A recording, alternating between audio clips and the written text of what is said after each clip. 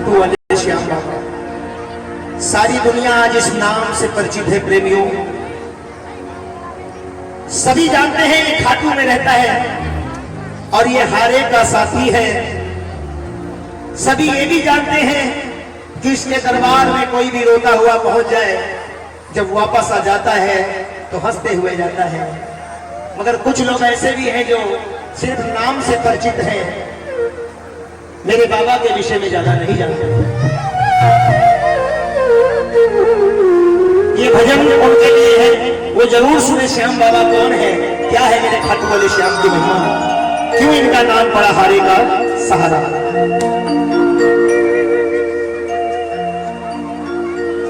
एक जयकारा लगाओ, बोलिए खाटू नरेश की। कौन लोग जानना चाहते हैं श्याम बाबा कौन है? कितने लोग जानना चाहते हैं कि श्याम बाबा है कौन? नाम तो सुन रखा है, मगर आज उनके जीवन परिचय के बारे में कम शब्दों में ज्यादा बात करने की कोशिश। जो जानना चाहते हैं एक बार दोनों हाथ उठा के कह दो श्याम प्यारे की। बोलो लाज बचाने वाले की, बोलो काम बनाने वाले की। मंच वाले भी बोलते श्याम प्यारे की जय। श्याम बाबा एक नया भजन अविनाश सुना।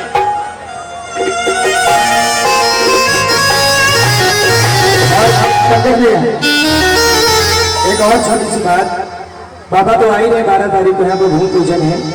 इस मल्लावा के नगरी को छोटी काशी भी कहा जाता है क्योंकि सनातीनाथ मंदिर भी यहाँ है। तो एक लाइन में गा के जाऊंगा छोटी काशी के लिए। बिल्कुल, ये यहाँ के भक्तों की फरमाइश थी, मैंने बोल दिया। ठीक है, मैं काशी के लिए गाऊंगा, छोटी काशी के लिए भजन गाऊंगा।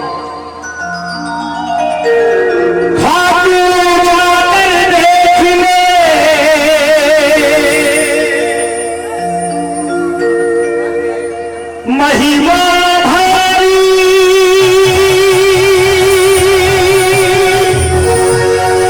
लीला न्यारी,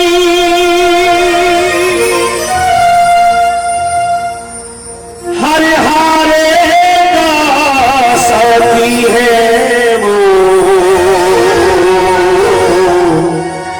कहती है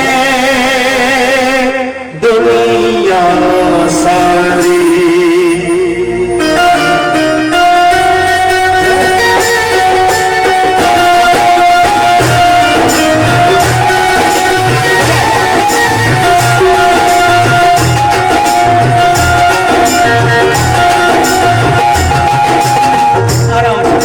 बजाओ ताली बजाओ। कौन है श्याम बाबा? कौन है ये खाटू वाला श्याम? क्यों इसकी चर्चा पूरी दुनिया में है? आज से 10 साल पहले शायद मन्नावा में कोई नहीं जानता श्याम बाबा को। आज पूरी दुनिया में बाबा का डंका बज रहा है। क्यों बज रहा है? और जरा ताली बजा के सुन लेना।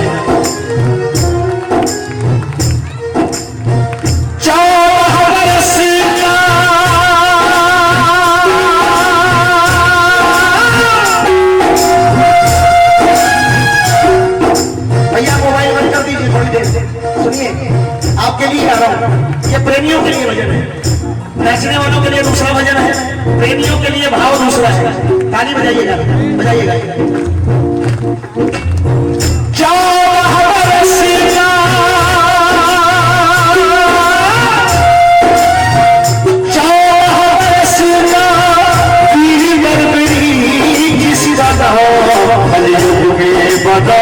हारे का सहारा, हारे का सहारा, हारे का सहारा।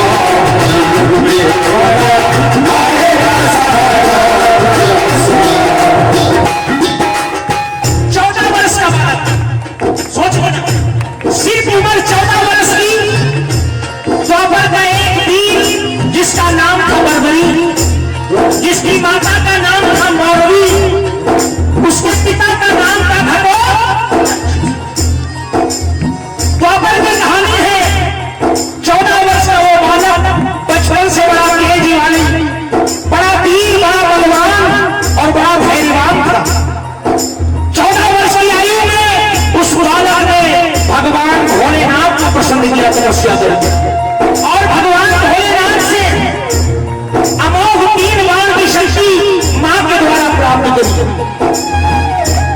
फिर तपस्या करी, 3 बाण तो मिल गए। फिर दोबारा तपस्या करी तो भगवान सूर्य ने प्रकट होकर उसे उस वीर की चर्चा पूरे हस्तिनापुर में होने लगी। सिर्फ 14 वर्ष की आयु में महाभारत का युद्ध छिड़ा और जब महाभारत का युद्ध छिड़ गया, घोषणा हो गई कि महाभारत का युद्ध प्रारंभ हो रहा है, तो उस 14 वर्ष के वीर ने अपनी मां गौरवी से कहा, मां मुझे भी युद्ध देखने के लिए आज्ञा दे दो, मैं भी युद्ध देखना चाहता हूं महाभारत का। मां ने कहा, बालक बर्बरीक, तू अभी छोटा है, भोला है, नादान है, तुझे युद्ध में नहीं जाना चाहिए। बालक ने जिद कर लिया कि मां मैं वीर क्षत्रिय का पुत्र हूं, मेरी ये धनुष बाण बड़ी तपस्या के बाद मैंने पाए हैं और हर वीर का कर्तव्य होता है कि वो युद्ध का संचालन करे, युद्ध का दर्शन करे। क्या हुआ आइए सुनिएगा। बाग हट से मौलवी का मन भी मचल पड़ा, बाग हट से मौलवी का मन भी मचल पड़ा। बालक ने कहा, मां मुझे किसी भी तरीके से युद्ध में जाने की इजाजत दे दो। मां ने जब देखा बर्बरीक मान नहीं रहा है तो बालक बर्बरीक को मां ने आदेश दे दिया। क्या कहा, बाल मन से बाल हर्ष मौलवी का मन भी मचल पड़ा, मौलवी का मन भी मचल पड़ा। मां को वचन देकर वो घर से निकल पड़ा, मां को वचन देकर वो घर से निकल पड़ा। युद्ध महाभारत का देखने को चल पड़ा, महाभारत का देखने को चल पड़ा। मां ने देखा नहीं मान रहा है बर्बरीक, तो मां ने कहा, बेटा जा तो रहा है युद्ध देखने, मगर मुझे 2 वचन देकर जा। आइए मन्नू भाई, हमारे मन्नू पंडित भैया बाबा के प्रेमी दरबार में पधार चुके हैं। मेरे छोटे भैया आइए, आपका स्वागत है श्याम के शरण में, श्याम के दरबार में। आ जाओ आ जाओ। मौलवी ने वचन ले लिया, 2 वचन लिए। एक तो तू जो हारेगा उसका साथी बनेगा, उसके तरफ से युद्ध करेगा। दूसरा वचन, रास्ते में अगर कोई कुछ भी तुझसे मांग ले उसे मना नहीं करेगा। मां को वचन देने के बाद क्या हुआ आइए सुनिए। बाल हट से मौलवी का मन भी मचल पड़ा, बाल हट से मौलवी का मन भी मचल पड़ा। मां को वचन दे करके घर से निकल पड़ा, मां को वचन दे करके घर से निकल पड़ा। युद्ध महाभारत का देखने को चल पड़ा, युद्ध महाभारत का देखने को चल पड़ा। और धनुष लिया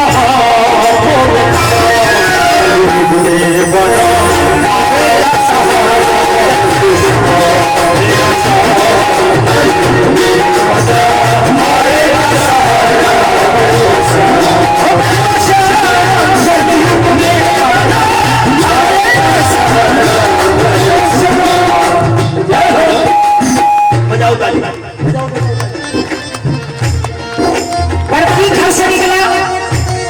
अब जब घर से निकला, भगवान कृष्ण को यह बात पता चल गई कि बर्बरीक महाभारत का युद्ध देखने के लिए आ रहा है। क्या किया भगवान ने? भगवान ने बर्बरीक की परीक्षा लेने के लिए जानवर का रूप बनाया और जिस रास्ते से बर्बरीक आ रहा था उसी रास्ते पर खड़े हो गए। बजाइए ताली, बजाइए ताली।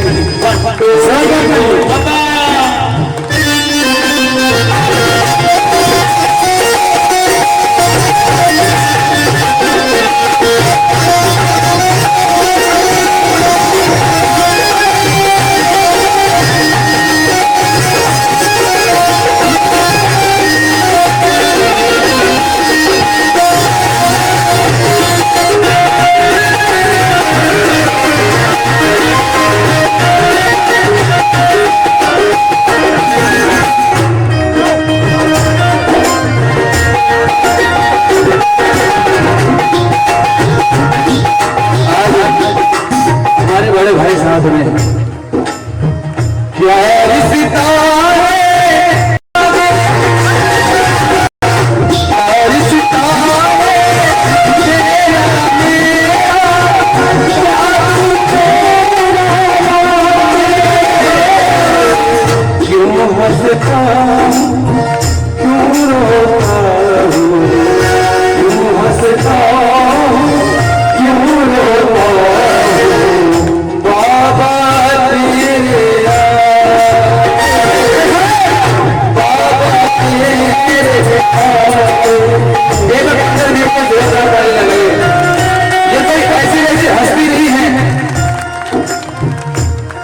इनका बहुत भारत का नाम है और हमारा प्यार ये हमेशा बना रहता है।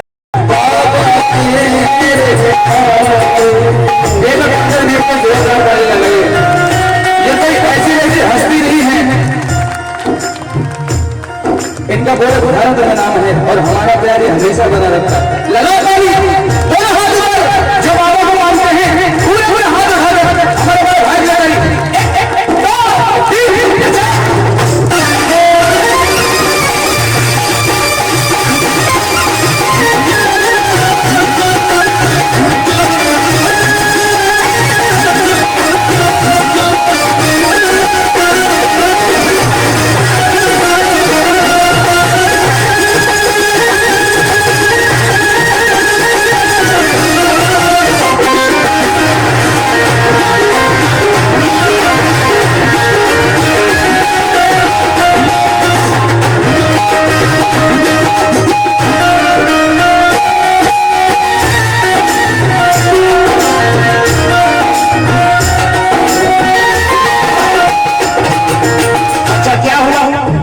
सुनने बड़े ध्यान से बताइए, हमने कहां तक की बात सुनाई आपको?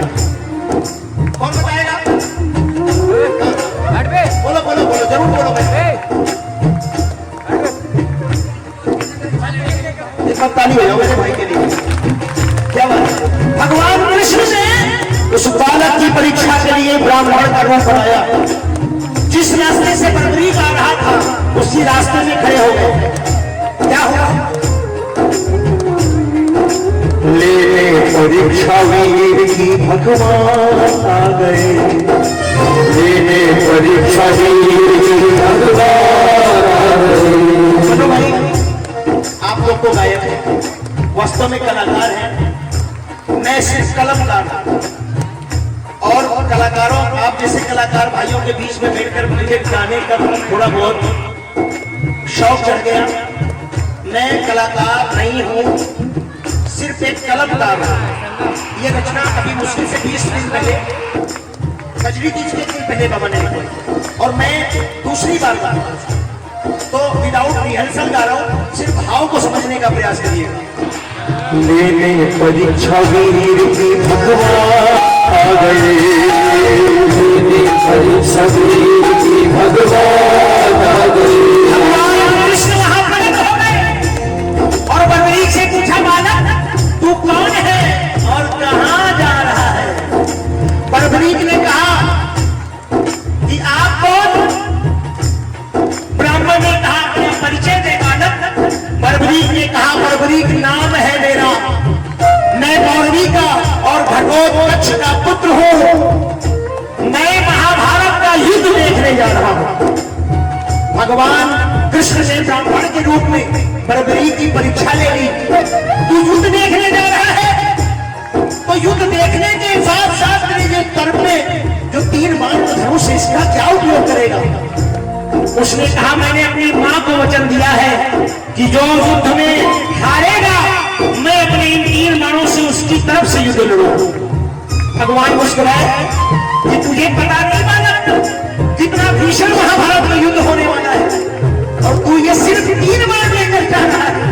अरे बालक तू अबोध है, घर चला जा। बालक ने कहा, नहीं ब्राह्मण देव, मैंने मां को वचन दिया है और मैं उस वचन को निभाकर तब भी अब वापस घर जाऊंगा। भगवान कृष्ण ने परीक्षा ली कि तेरे पास 3 ही बाण है और तू युद्ध में जो हारेगा उसकी तरफ से लड़ेगा। कैसे लड़ेगा? अपने परिचय को बता, अपने बाणों के परिचय को बता। और भगवान कृष्ण ने परीक्षा ली और बर्बरीक ने अपना एक बाण निकाला, ताली बजाओ, एक बाण निकाला, बोले प्रभु बताओ कैसी परीक्षा देनी है। भगवान कृष्ण ने कहा ये देख पीपल का पेड़, देख ये पीपल का पेड़, अगर तेरे बाणों में शक्ति है तो मैं देखना चाहता हूं इस पूरे पीपल के पत्तों को भेद देगा। अगर तेरा बाण दो में बन जाऊंगा, तेरे तीनों बाणों में ताकत। वीर बर्बरीक ने धनुष पर अपने पहले बाण को संधान किया। वो पीपल के सारे पत्तों को बेधने के बाद बाण भगवान कृष्ण के पैरों के इर्द गिर्द चक्कर खाने लगा। ताली में भगवान कृष्ण ने कहा अभी ये क्या चक्कर हो गया। बर्बरीक ने कहा प्रभु आप साधारण ब्राह्मण नहीं लगते, कृपया अपना पैर हटाइए। आपने एक पत्ता पैरों के नीचे छुपा रखा है। और ताली बजाने जोरदार ताली।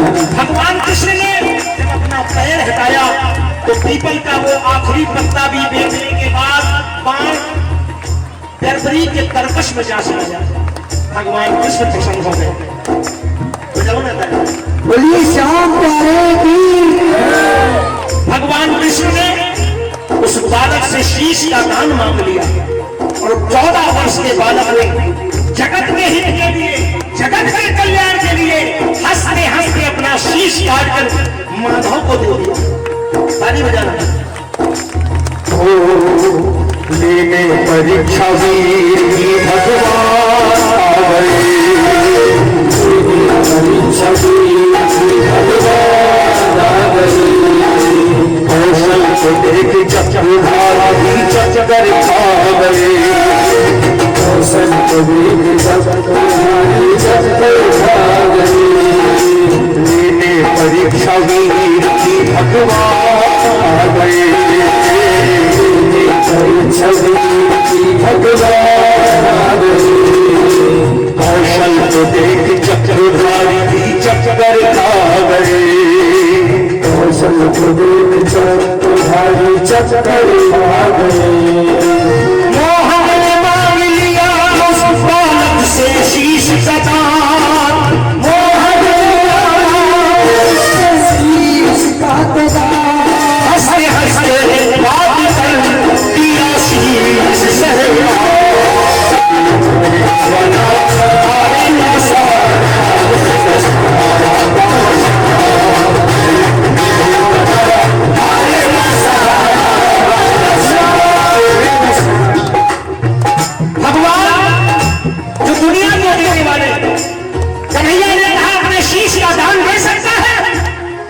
बर्बरीक ने समझ लिया ये कोई साधारण ब्राह्मण नहीं है। हाथ जोड़कर खड़े हो गए, कहने लगे प्रभु आप कृपा करके अपने असली रूप में आइए, अपना असली स्वरूप दिखाइए। जब भगवान ने चतुर्भुज रूप दिखाया बर्बरीक की आंखों में आंसू आ गए। वाह रे लीला विधाता तेरी, दुनिया को देने वाला आज याचा बनकर बर्बरीक के सामने खड़ा है हाथ जोड़कर कि बर्बरीक से शीश का दान मांग रहा है। हंसते हंसते बर्बरीक ने उस 14 वर्ष के आयु के बालक ने अपना शीश काटकर भगवान कृष्ण के हाथों में ले दिया। भगवान कृष्ण भी कांप गए, आंखों में आंसू आए, कांपते हाथों से उस बालक का शीश लिया और क्या वरदान दिया ये सुनिए।